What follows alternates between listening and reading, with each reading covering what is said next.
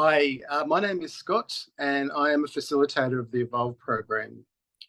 I was born in Lutruwita, Tasmania, but when I was very young, my family moved to the New South Wales Central Coast, where I grew up, and where I now live on Darkinjung country.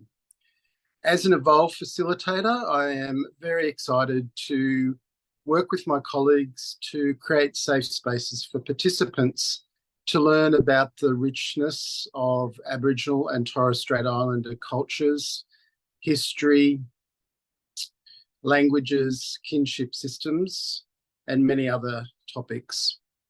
I'm also a retired social worker, and in that role, I had the opportunity and the privilege to work in the Kimberley for a short period of time, visiting remote communities. That was an opportunity for my eyes to start opening to the history of Aboriginal people in our country, which until that point, I really didn't have much knowledge of at all.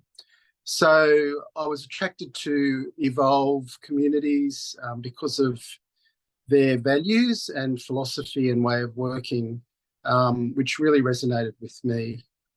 And so I'm really looking forward to continuing this journey with Evolve and to create more allies across Australia for a kinder, more inclusive Australia.